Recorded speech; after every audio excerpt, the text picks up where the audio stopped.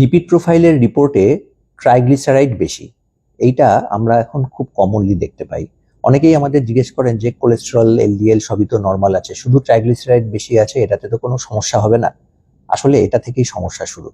এটা হচ্ছে আমাদের মেডিকেল একটা মেন পার্ট, যেখানে মেটাবলিক সিনড্রোম ডায়াগনোসিস আমরা এখান থেকে শুরু করি। সুতরাং ট্রাইগ্লিসারাইডস বেশি, ইউরিক অ্যাসিড বেশি, তার সাথে সাথে দেখা গেল ওভারওয়েট, একদমই কোনো এক্সারসাইজ হয় না, এইগুলো একসাথে রিলেটেড উইথ ফ্যাটি লিভার। সুতরাং ট্রাইগ্লিসারাইডকে কিন্তু আপনাকে প্রথমের দিকেই ম্যানেজ করতে হবে। এবার ট্রাইগ্লিসারাইড আপনার থাকা উচিত 150 mg/dl, এর থেকে কম ব্লাডে।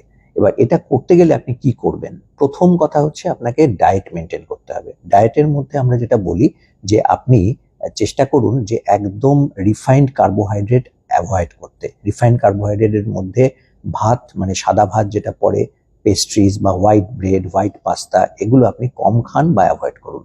নাম্বার 2 হচ্ছে সুগারি ড্রিঙ্ক, যেগুলোর মধ্যে প্রচুর চিনি অ্যাড করা আছে।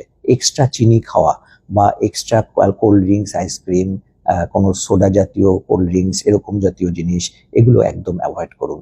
নাম্বার 3, চেষ্টা করুন যে আপনি যে খাবারটা খাচ্ছেন সেটাতে লো ফ্যাট থাকে এবং ভালো ফ্যাট থাকে, মানে অলিভ অয়েল, অ্যাভোক্যাডো, সিডস বা নাটস, এগুলো থেকে ভালো ফ্যাটটাকে নিন। আর চেষ্টা করুন বেশি পরিমাণে ফাইবারস অ্যান্ড ফ্রুটস খেতে, যেখান থেকে আপনি ভালো রাফেজ পাবেন। আর ওমেগা 3 ফ্যাটি অ্যাসিডস যেটাতে আছে সেই ধরনের মাছ, যেমন সালমন ফিশ, উইকলি 2 থেকে 3 দিন খান, খুব ভালো কাজ হবে। এর সাথে আপনাকে লাইফস্টাইলে কয়েকটা চেঞ্জ করতে হবে। তার মধ্যে প্রথম হচ্ছে ওয়েট রিডাকশন। একটা 5 to 10% আপনাকে ওয়েট কমাতে হবে, সেটা হলে খুব ভালো হয়। তার সাথে খুব ইম্পর্টেন্ট, অ্যালকোহল এবং স্মোকিং আপনাকে কিন্তু একদম অ্যাভয়েড করতে হবে।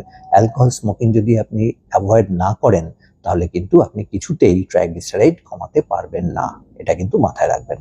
তার সাথে অবশ্যই এক্সারসাইজ, তার মধ্যে আমরা যেটা বলি সারা সপ্তাহে brisk walk 30 minutes per day, minimum 5 days a week, মানে আপনাকে সারা সপ্তাহে 150 মিনিট মতো করতে হবে। এটাতে কিন্তু ভালো এক্সারসাইজ হবে, ওয়েট লসও হবে। এবার যদি দেখা যায় তাতে কমছে না, তাহলে আপনাকে কোনো ডাক্তারবাবুকে দেখাতে হবে।